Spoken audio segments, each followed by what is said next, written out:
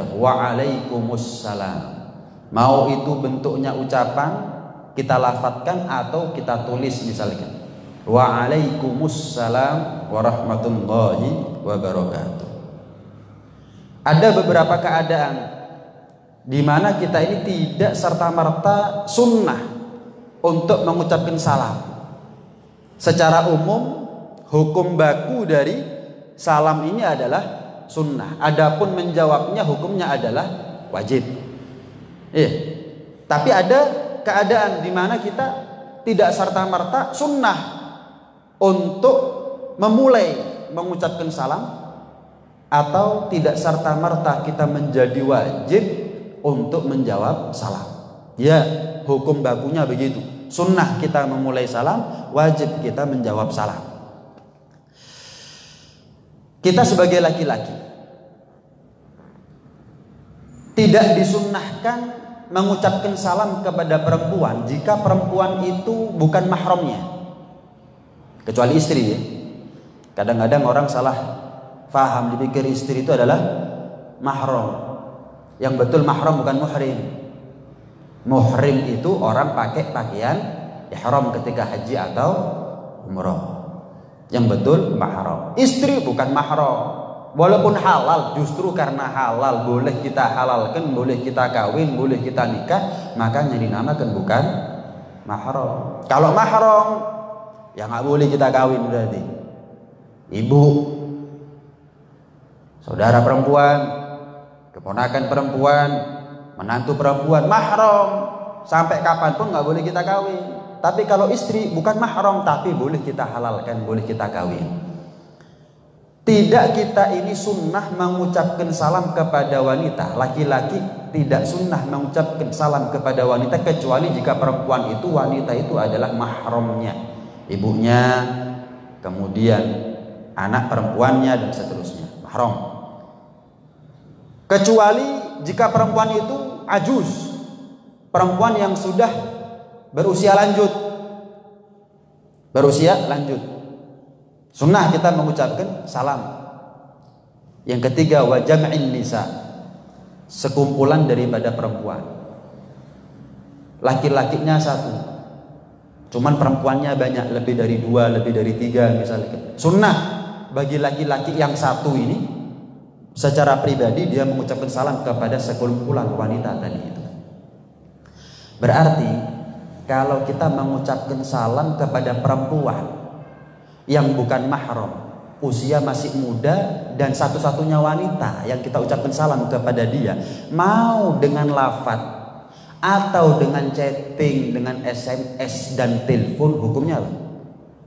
Haram. Hati-hati. Nih, hati-hati. Perempuannya bukan mahram, kemudian usia masih muda, dan satu-satunya perempuan, hukumnya adalah haram. Nah, ini disebutkan dalam majmu' kalamnya Al-Habib Abdullah bin Husain bin Tahir. Adapun jika perempuan itu mahram atau sudah berusia lanjut atau sekumpulan daripada wanita, sunnah asal tidak disertai dengan syahwat dan juga ada jaminan aman daripada fitnah. Ada dugaan kuat kalau saya mengucapkan salam kepada mereka aman dari fitnah. Mengucapkan salam kepada perempuan ajnabiyah, bukan mahram, usianya tua, satu-satunya perempuan yang saya ucapkan salam kepada dia, kalau aman dari fitnah, tidak disertai dengan syahwat, sunnah. Sekumpulan daripada wanita, bukan mahram, usianya masih muda, tapi bukan cuma satu, banyak. Jam'un nisa, banyak perempuan yang kita ucapkan salam kepada mereka. Hukumnya sunnah asal aman dari fitnah dan tidak disertai dengan syahwat. Jelas ya? Ini hukum bagaimana kalau laki-laki melempar salam kepada perempuan. Nggak sama hukumnya dengan bagaimana kalau perempuan melempar salam, memulai salam, mengucapkan salam kepada laki-laki. Dikatakan yahrumu salamul mar'ah 'alal ajnabi ibtida'an wa raddan. Adapun perempuan baik memulai salam atau menjawab salam, membalas salam kepada laki-laki yang bukan mahramnya, maka hukumnya adalah haram. Nah, itu lebih ketat buat perempuan di dalam mengucapkan salam atau menjawab salam kepada laki-laki. Lebih ketat. Berarti perempuan harus lebih hati-hati di dalam dia menebar salam, mengucapkan salam kepada laki-laki. Laki-lakinya bukan mahram, usianya masih muda, satu lagi. Apalagi kalau banyak laginya. Kadang-kadang perempuan sekarang kan agresif. Lakinya cuek, yang perempuan yang agresif. Kadang-kadang yang laki tahu hukum, yang perempuan nggak tahu hukum. Yang laki karena khawatir ada syahwat, khawatir ada fitnah, nggak ngucapin salam. Yang perempuan malah ngucapin salam duluan. Nah, hati-hati. Memang salam adalah merupakan syiar daripada syiar-syiar agama, tapi tidak boleh terkontaminasi dengan syahwat. Apalagi sampai terjadi fitnah. Apalagi sampai terjadi fitnah. Ada kalanya kita tidak patut untuk memulai melempar salam dalam beberapa keadaan. Ada beberapa keadaan di mana kita di saat itu tidak sunnah, tidak patut, tidak pantas, tidak layak untuk memulai melempar salam. Kapan itu? Yang pertama adalah ketika makan. Ada orang makan, kita ucapkan salam. Assalamualaikum. Nggak pantas. Orang lagi enak-enak makan, makanan masih di mulut. Assalamualaikum, waalaikumsalam. Muru-muru sudah. Nggak pantas. Apakah sunnah menjawab? Kita enak-enak makan. Ada orang datang, mungkin dia nggak tahu hukum. La salam ala ta'am. Tidak ada salam ketika kita makan. Ucapkan salam, saya wajib menjawab nggak? Wajib. Tetap wajib, bukan sunnah ya, tetap wajib. Memulainya makruh, tapi menjawabnya tetap wajib. Keadaan yang kedua, maaf, ketika hubungan suami istri. Tamu datang, assalamualaikum, ya jangan dijawab. Kecuali kalau sudah selesai dari hubungan suami istri. Hukumnya gimana? Hukumnya tidak diwajibkan untuk menjawab. Tidak diwajibkan untuk menjawab. Yang ketiga, ketika sholat. Ketika sholat. Ada tamu datang, tuan rumah sedang sholat. Maka tidak diwajibkan bagi si musolli, orang yang sholat, tuan rumah tersebut, untuk menjawab salamnya. Assalamualaikum, diam aja. Boleh nggak mengeraskan suara dengan bacaan fatihahnya, dengan takbirnya, sebagai tanda kepada tamu bahwa yang punya rumah lagi sholat? Boleh nggak? Asal masih ada niat dia membaca takbir sebagai zikir, bukan cuma sebagai tanda. Asal ketika dia mengeraskan suara, ketika dia baca Fatihah, masih ada niat untuk membaca qiraatul Fatihahnya, boleh. Hati-hati. Kadang-kadang tuan rumah ketika sholat, tamu datang mengucapkan salam, kemudian dia mengeraskan suara tapi niatnya cuma ngasih tanda, batal sholatnya. Kenapa? Ngomong berarti. Hati-hati. Termasuk ketika imamnya salah dalam melakukan gerakan-gerakan sholat, kemudian kita mengucapkan subhanallah. Ketika kita mengucapkan subhanallah, nggak boleh hanya sekedar untuk mengingatkan. Kalau cuman hanya sekedar mengingatkan, batal sholatnya kita. Minimal harus ada niat zikir. Zikir campur dengan mengingatkan, nggak apa-apa. Zikir tok nggak apa-apa. Tapi kalau cuma mengingatkan tok, hanya niatnya mengingatkan saja batal. Nggak boleh. Jadi ketika ada kesalahan yang dilakukan oleh imam, jangan terburu-buru mengucapkan subhanallah sebelum Anda memastikan saya niat untuk zikir dan mengingatkan. Mafisyi, nggak ada masalah. Nah, ini. Kemudian ketika qadaul hajah, ada tamu mengucapkan salam, ya jangan dijawab, nggak wajib untuk dijawab. Ketika azan juga demikian, tidak wajib untuk dijawab. Tapi ada dua keadaan di mana kita tetap wajib menjawab, sekalipun tidak patut untuk melempar salam terlebih dahulu. Kita kalau sebagai pihak yang datang jangan melempar salam dalam dua keadaan ini atau beberapa keadaan tadi itu. Tapi kalau kita sebagai pihak yang dilempar salam kepada kita, beberapa keadaan tadi tidak wajib kita jawab. Termasuk yang makan ya. Maaf, yang makan tidak termasuk yang tidak wajib dijawab. Tidak wajib dijawab. Cuman dua keadaan, melempar salam hukumnya makruh tapi menjawabnya adalah wajib.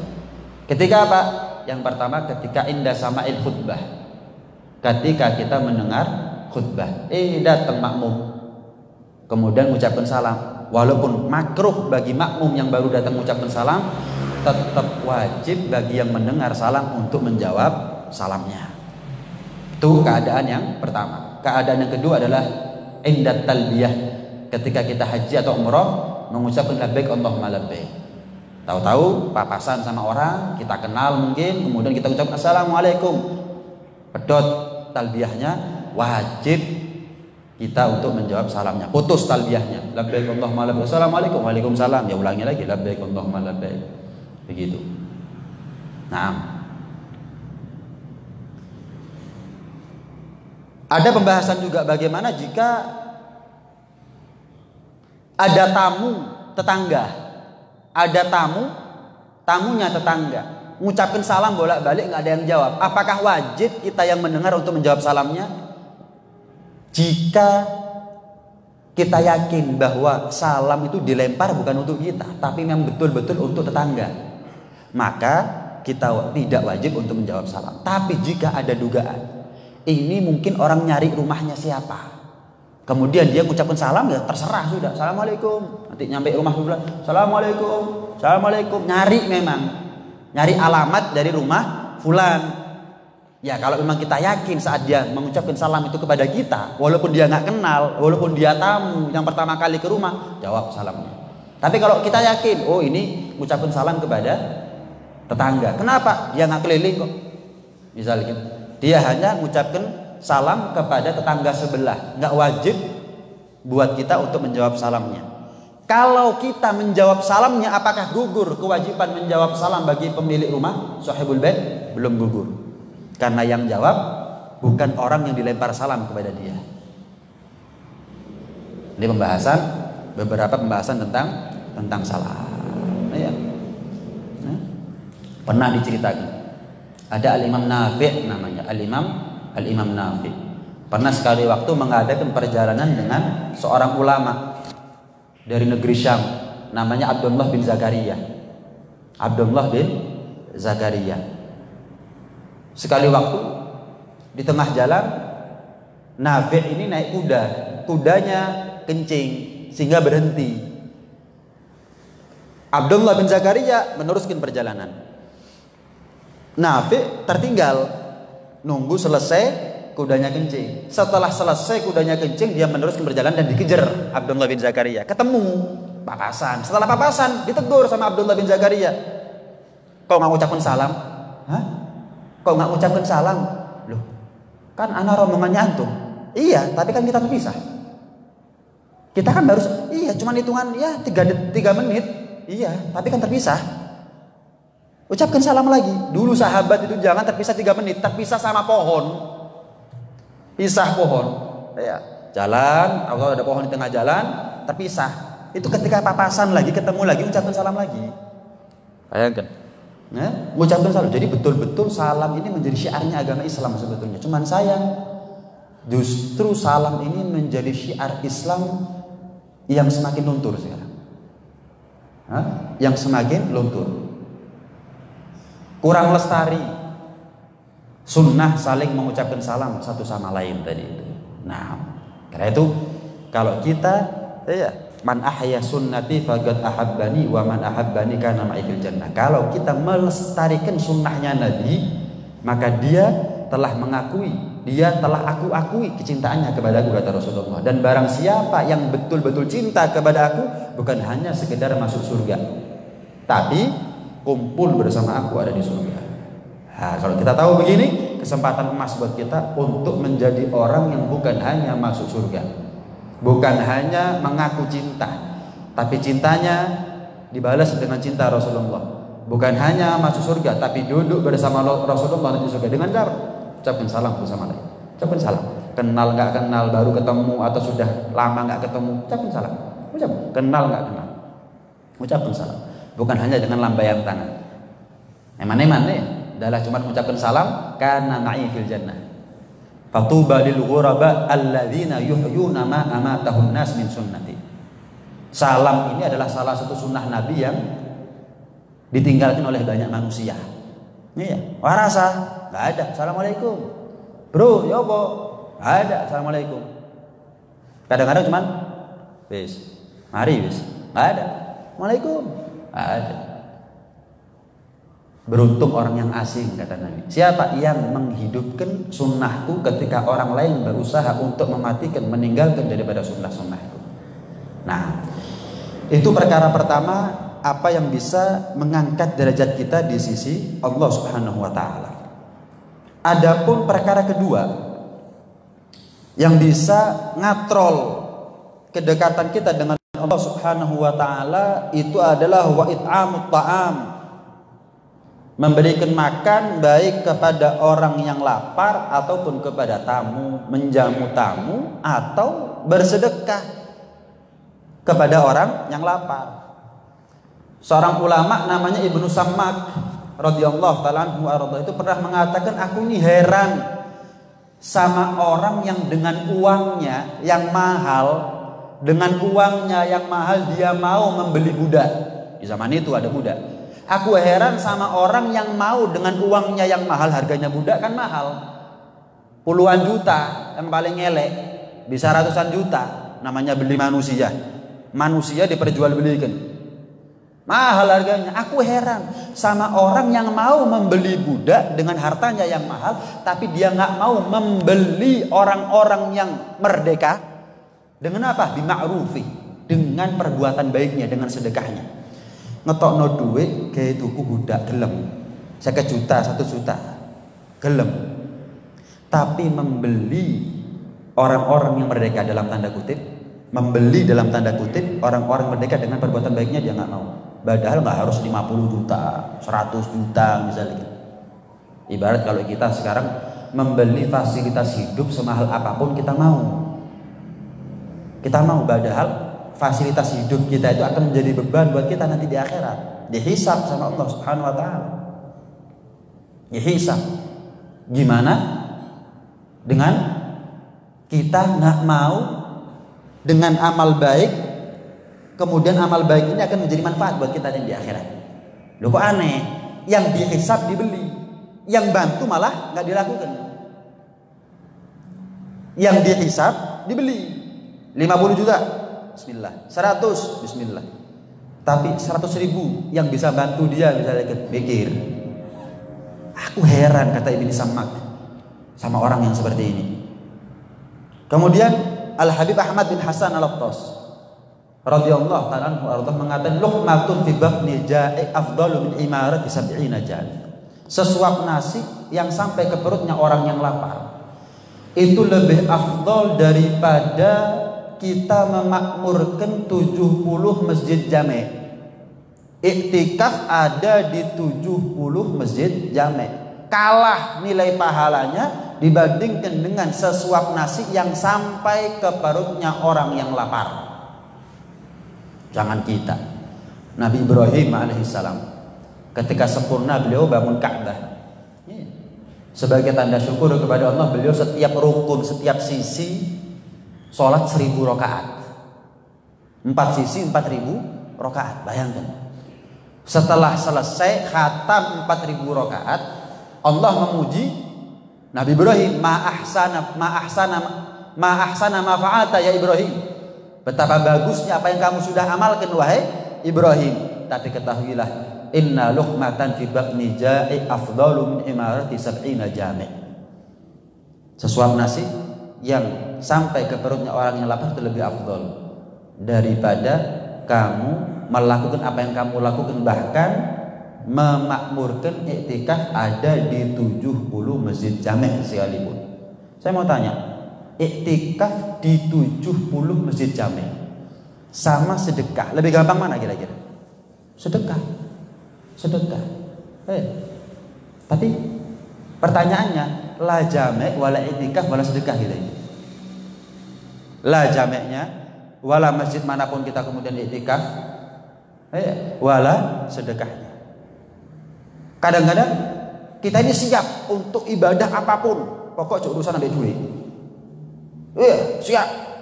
Kapan mau urusan duit, pokoknya harus dia yang menikmati. Kadang-kadang orang sanggup haji, setiap tahun mungkin haji, tapi kurban masih mek wedhus seumur hidup nggak sanggup dia.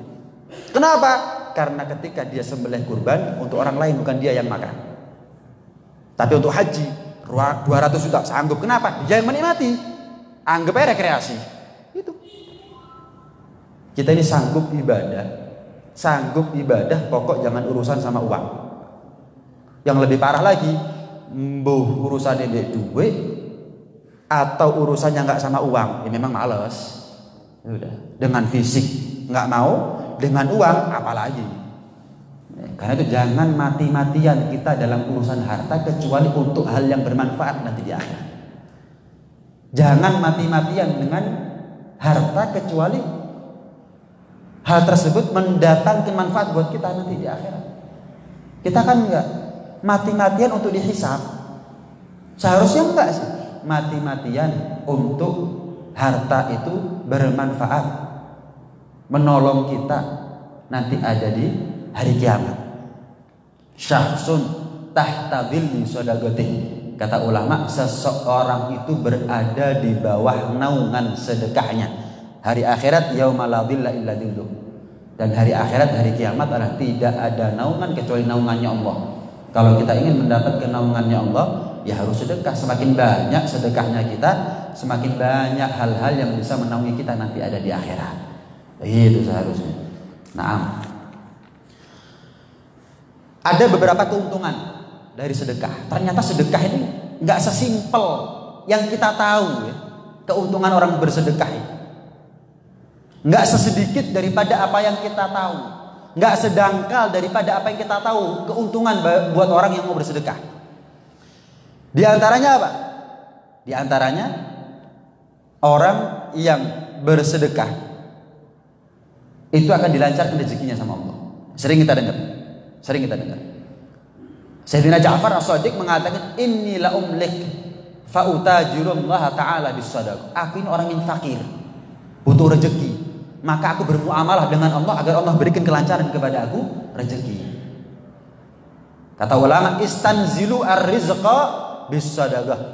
Mintalah kepada Allah turunnya rezeki dengan sebab sedekah. Dengan cara sedekah. Kita kepingin selamat dari wabah, yang banyak sedekah. Bukan hanya mengandalkan ikhtiar zahir, masker, hand sanitizer dan seterusnya.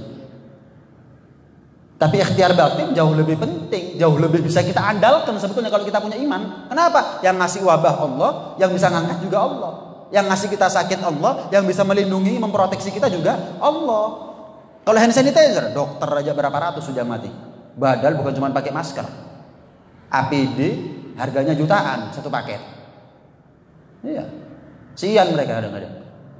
Itu gambaran buat kita gitu. Oh, nggak jamin. Tapi kalau sedekah jamin. Modal yakin, modal iman kita sama Allah, sedekah dengan niat selamat dari musibah. Selesai.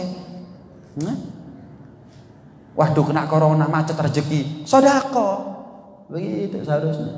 Orang dulu itu kalau sudah jualan di pasar sepi, itu bukan kemudian ngurangi sedekah, nambahi sedekah malahan.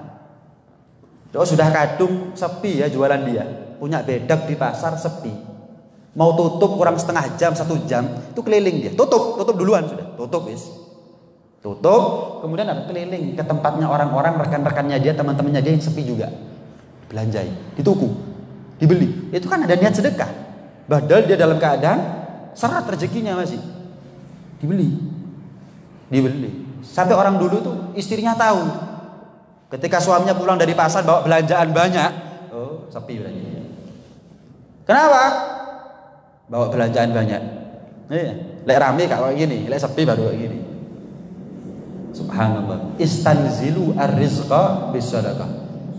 Minta turun kepada Allah rezeki dengan cara memperbanyak sedekah. Ya, Imam Ja'far Shadiq, aku ini fakir, aku ini miskin.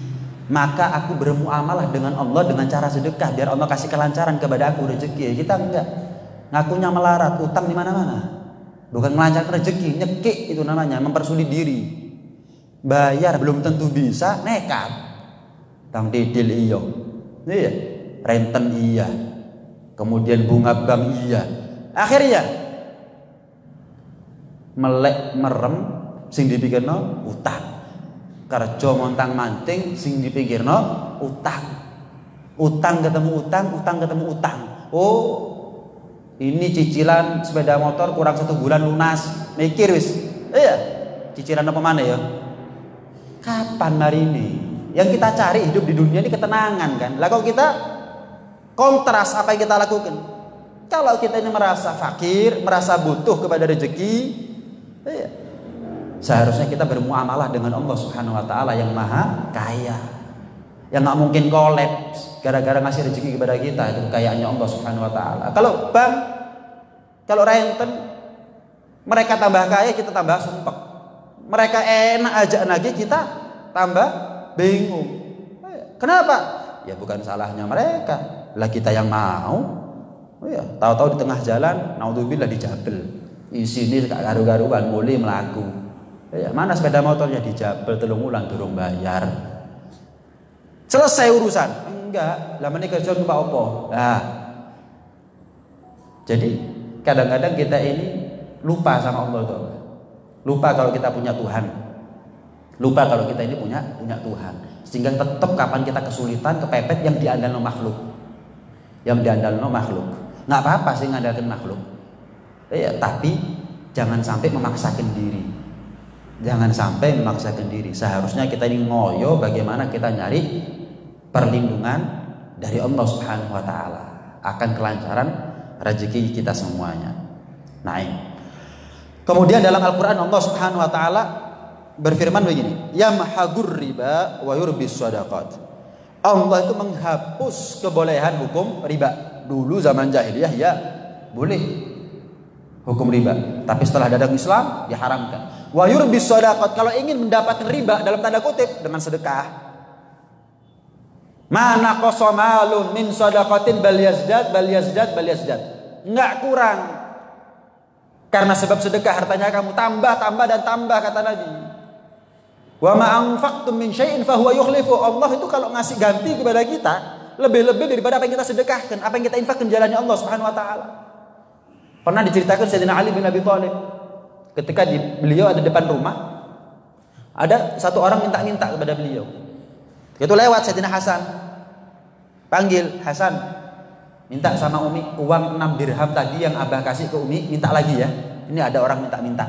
Masuk Sayyidina Hasan, bilang kepada Siti Fatimah, Umi, kata Abah uang yang 6 dirham tadi dikasih buat belanja diminta lagi, ada orang minta-minta. Siti Fatimah bilang sama Abah nggak ada uang lagi loh. Iya. Kalau istrinya kita mau kadung dikekno jaluk mana? Kayak bronjo, kau mana? Ini Siti Fatimah enggak. Bilang sama Abah nggak ada uang lagi ya. Cuma ngasih tahu toh, gitu loh. Nggak ada uang lagi. Datang Sayyidina Hasan. Kata Umi nggak ada uang lagi. Kata Sayyidina Ali bin Abi Thalib bilang apa? bilang sama Umi, tidak sempurna imannya orang yang ngandalkan dengan apa yang dia punya sampai dia lupa dengan apa yang dipunya sama Allah. Tidak sempurna keimanan seseorang dengan cara dia mengandalkan apa yang dia genggam sampai dia lupa apa yang ada dalam genggamannya Allah Subhanahu wa taala. Sampai kan kayak no. Ya, kalau istri kita dalin. Siti Fatimah kasih sudah. 6 dirham, ono duit mana? Kasih. 6 dirham. Setelah itu datang pedagang kuda. Bawa kuda gitu. Ditanya, dijual apa sudah laku? Belum laku. Sayyidina Ali, dijual? Iya, dijual. Saya beli ya, cuman tempo 8 hari baru saya bayar. Harganya berapa? 140 dinar. 140 dinar. Saya beli, tapi tempo 8 hari. Ya, siap. Diikat di depan rumahnya sama Sayyidina Ali. Diikat. Ya. Kemudian nggak lama lewat satu orang. Kok kudanya baru? Sayyidina Ali, oh iya, aku jual. Oh dijual? Anda yang jual? Anda yang punya? Iya, aku yang punya. Baru aku beli. Berapa harganya? 200 dinar. 200 dinar. Tapi cash, kontan. Pikir. Iya wis. Ibarat mobilnya Kiai kalau ini kudanya Sayyidina Ali ini 200 dinar. Terus jadi beli. Wis. Dibeli 200 dinar. Yang 140 yang mestinya jatuh tempo 8 hari. Ini Sayyidina Ali. Kalau kita tetap bayar 8 dino kasih ya. Sayyidina Ali tempo 8 hari. Kok subhanallah ada rezeki lunasi. Sisa berapa? Sisa? Kasihkan siapa? Istrinya. Tadi ngasihkan uang berapa? 6. Sekarang balik Sayyidina Ali. Iya. Man jaa bil hasanati falahu asyru amsalihha. Allah berfirman, barang siapa yang berbuat baik, Allah lipat gandakan bagi dirinya 10 kali lipat. Kalau kita yakin jurus kaya itu sedekah, bukan buka toko 24 jam. Bukan ngomong salah ya. Bukan ngomong salah. Pokok sedekah wae. Buka toko 24 jam, sedekahnya kalau bisa berjam. Misalnya. Bukan apa? Buka cabang misalkan di mana-mana. Sedekah itu jurus kaya sudah. Mek kurang yakin kita ini, kurang tatak. Utang tatak, giliran sedekah, dalil Al-Qur'an enggak mempan, dalil hadis enggak mempan, diceritani. Cerita seperti ini kan banyak sudah sering kita dengar. Cuma enggak pernah mancep di hati. Utang tatak enggak jamin suki, sing dijamin suki nggak tatak, itu kan aneh kita ini. Aneh loh kita ini. Dijamin sama Allah, nggak tatak. Soge, nggak tatak, nggak berani. Sayyidina Ali ini ngasih, nggak ada duit mana ya? Lagi tadi ngasih, saya ada duit sih ya. Si kurang tatak sih ya. Subhanallah, masya Allah. Dalam sebuah hadis Rasulullah SAW pernah bersabda begini. Man tasaddaqa bi'idli tamratin min kasbin thayyib. Barang siapa yang bersedekah dengan sejenis kurma. Ya kurma, mungkin dengan gandum, mungkin dengan beras, mungkin dengan uang, dengan apapun yang sejenis dengan kurma, dengan harta min kasbin thayyib. Yang apa dia sedekahkan ini dia dapatkan dari rezeki yang halal. Wala yaqbalullah illa thayyib, dan Allah tidak menerima sesuatu kecuali yang baik. Allah itu maha baik, enggak menerima kecuali yang baik. Allah itu maha pantas, enggak menerima kecuali yang pantas. Wala yaqbalullah illa thayyib fa innallaha yaqbaluha biyaminih. Fa innallaha yaqbaluha biyaminih. Allah menerima dalam tanda kutip, ya, dalam tanda kutip, di garis bawahi, di garis merah, dengan tangan kanannya. Bukan Allah punya tangan kanan, tangan kiri. Itu menunjukkan bahwa amal ibadahnya diterima sama Allah. Allah memuliakan apa yang dia sedekahkan dengan dalam tanda kutip Allah terima dengan tangan kanannya. Sampai pernah diceritakan Hubabah Aisyah radhiyallahu ta'ala anha warḍaha itu kalau sedekah, misal mau ngasih 1 dinar, 2 dinar, 5 dinar, 10 dinar, itu dikasih minyak misik dulu. Diolesi minyak misik. Kasih minyak wangi yang paling mahal. Baru sedekah no. Heran. Lawang duit dikasih minyak mesik kemudian disedekahkan. Tanya, kenapa Aisyah kalau sedekah kok harus dikasih minyak mesik dulu? Fa innallaha yaqbaluha biyamini. Karena Allah menerima ini sedekah dengan dalam tanda kutip dengan tangan kanannya.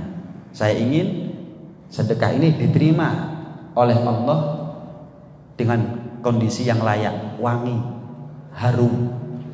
Siti Aisyah itu kalau sudah ngasih sedekah sama orang, kemudian orang ini mendoakan dia, beliau mendoakan balik.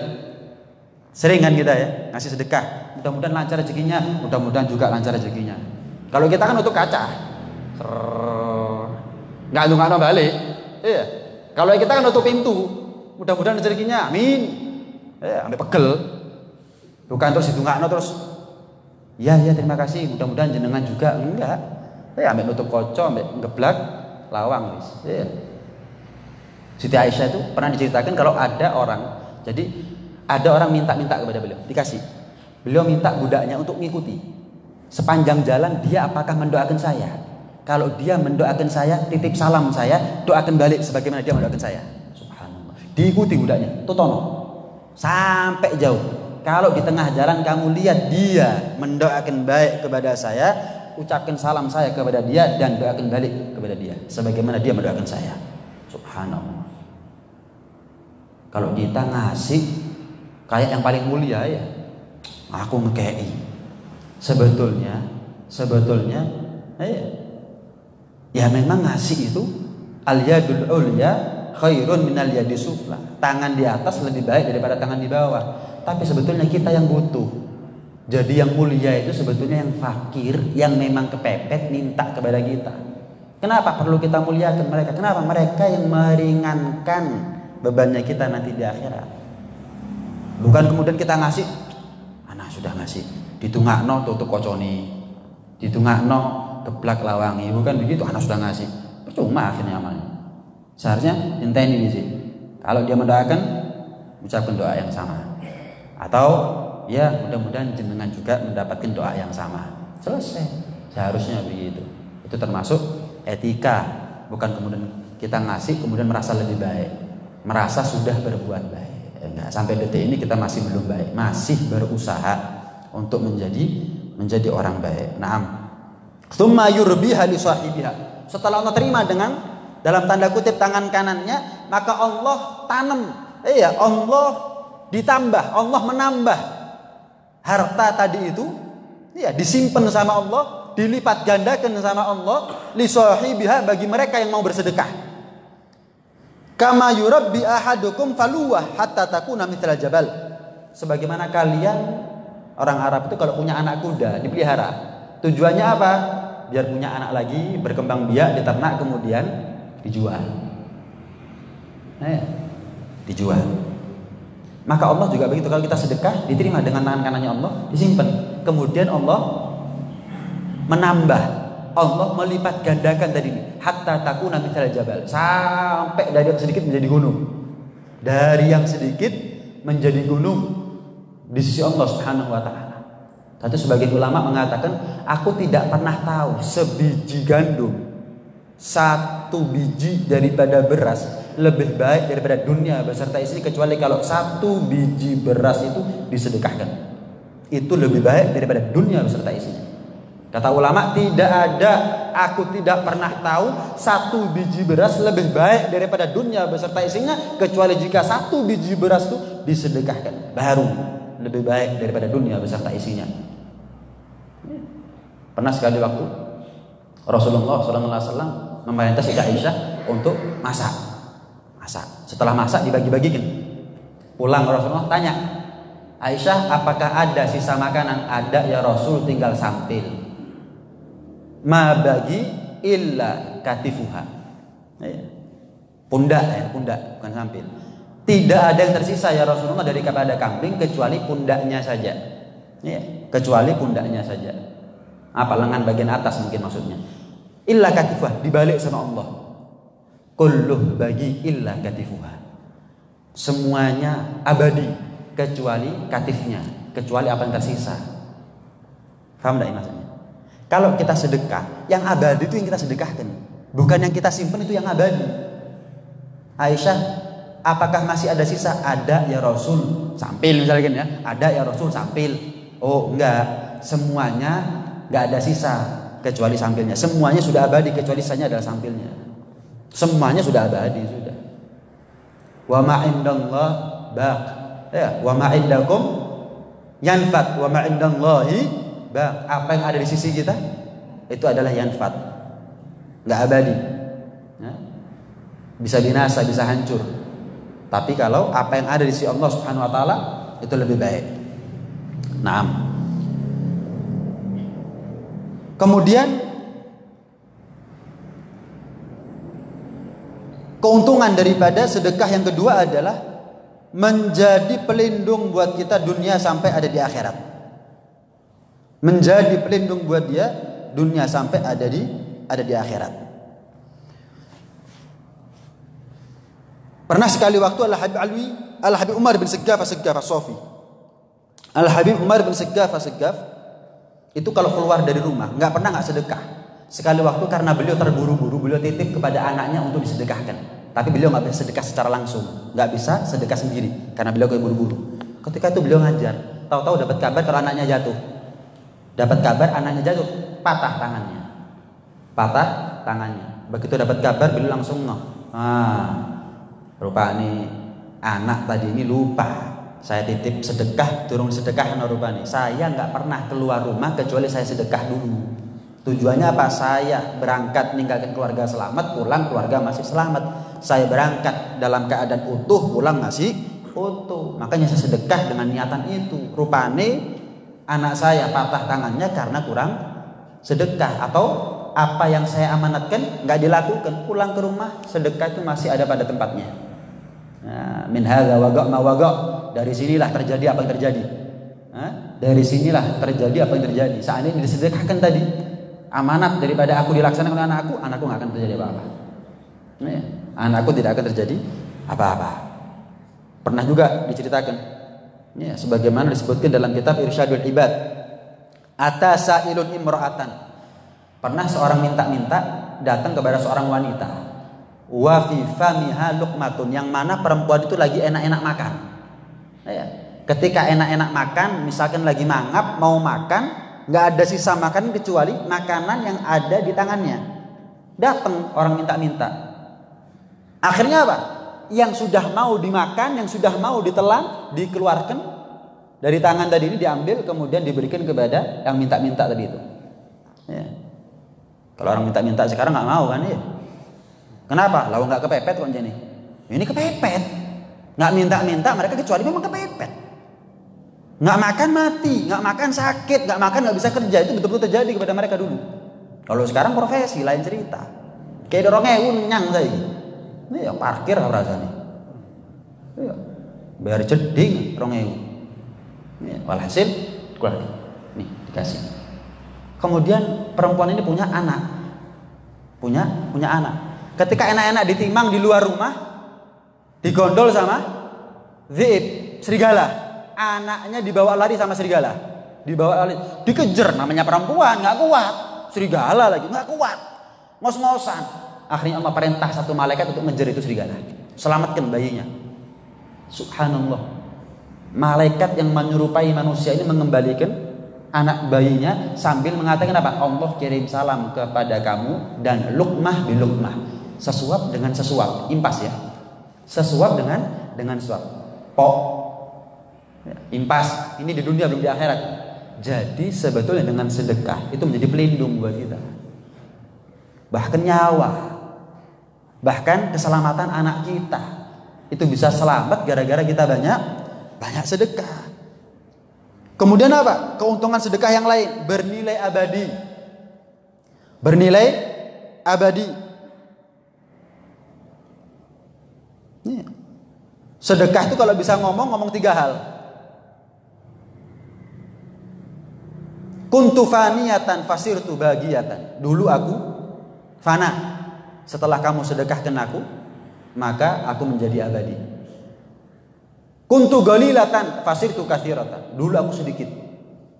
Tapi setelah kamu sedekahkan aku menjadi banyak. Kuntu ahfaduk kunta tahfadni fasirtu ahfaduk. Dulu kamu menjaga aku. Sekarang setelah kamu sedekahkan, aku yang menjaga kamu. Aku yang menjaga kamu, aku yang melindungi kamu. Subhanallah. Ya. Sebetulnya sedekah ini luar biasa faedahnya. Cuman kita ini satu kelemahan. Bakhil. Kenapa kok bakhil? Nggak yakin sama jaminan dari Allah Subhanahu wa taala. Itu aja sudah. Siapa di sini yang nggak mau kaya? Semua pasti mau kaya. Caranya gimana? Sedekah, mikir. Kenapa nggak yakin? Karena nggak yakin akhirnya jadi bukhola.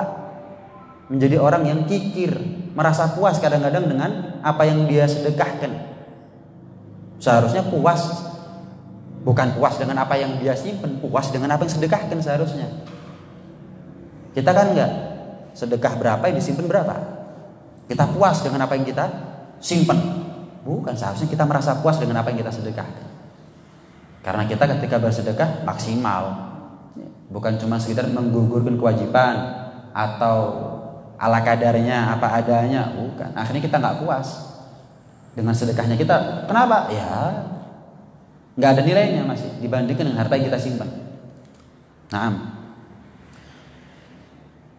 Sayyidina Umar bin Khattab mengatakan, "Innal a'mala tabahat, fagalatis sadaqah ana afdalukunna."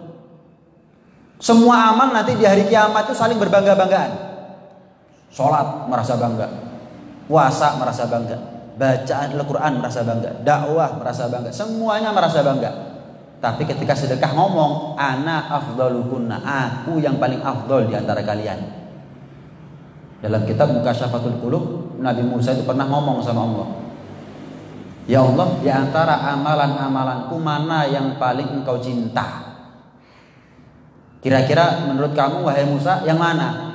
Salatku ya Allah? Enggak, karena salatmu untuk kepentingannya kamu. Innas sholata tanha 'anil fahsya wal munkar. Gara-gara kamu salat, kamu tercegah daripada fahsya wal munkar. Kalau puasa, enggak, sumu tasihu, puasa sehat. Kamu sehat gara-gara kamu banyak puasa, Musa. Itu untuk kepentingannya kamu juga. Nih, untuk kepentingannya kamu juga. Bingung Nabi Musa. Terus apa ya Allah? Sedekah. Kenapa? Allahu fi aunil 'abdi ma damal 'abdu fi auni akhi.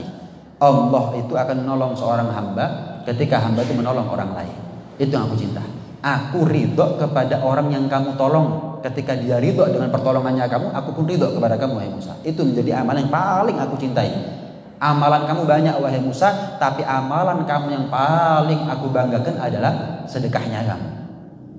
Masya Allah. Sayyidina Umar bin Abdul Aziz mengatakan begini, as-salatu ballighuka nisfat thariq. Salat itu menyampaikan kamu kepada separuh perjalanan. Wasam yuballighuka babal malik. Adapun puasa itu menyampaikan kamu ke pintunya raja, pintunya Allah maksudnya. Was-sadaqah tudkhiluka alaih. Dan sedekah itu yang bisa membuat kamu bisa masuk ke pintunya Allah. Dalam tanda kutip ke rumahnya Allah, ke surga maksudnya. Salat menyampaikan kita kepada separuh perjalanan. Puasa menyampaikan kita kepada separuh perjalanan berikutnya sampai kita sampai kepada tujuan, yaitu depan pintu. Cuman belum masuk kita. Dengan sedekah kita bisa masuk kepada tempat yang kita tuju.